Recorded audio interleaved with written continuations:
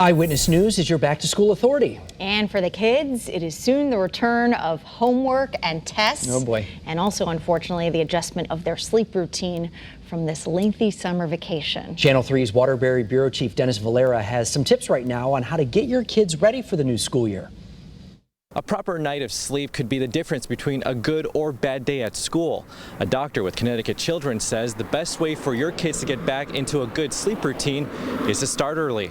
When Kevin and Deb O'Connell's kids were in school, they started breaking in their back-to-school sleeping habits early. It usually took a week to get them back into the swing of going to bed early, getting up early, getting things ready by themselves. After dinner time, we had them wrap things up. If they were going to go out, we had them come back earlier than they would during the rest of the summer.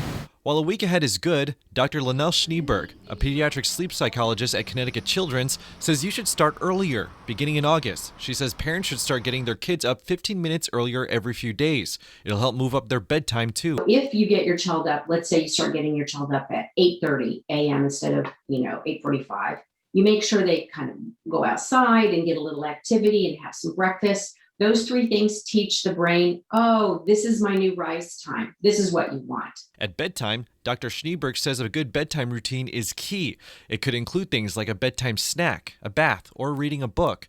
Just make sure it stays the same. Job number one is to have a bedtime routine that's really consistent with the same number of steps every single night, because kids love to add extra steps. Oh, I need to pet the dog and I need to look under the bed. Your kid's age determines how much sleep they need. Dr. Schneeberg says preschool-age kids need 10 to 13 hours of sleep. Elementary school students need 9 to 12. Teens need 8 to 10. She stresses proper sleeping habits are critical for kids to be at their best at school. They're just better behaved. They can really take in information better. They just have a much easier time with their day.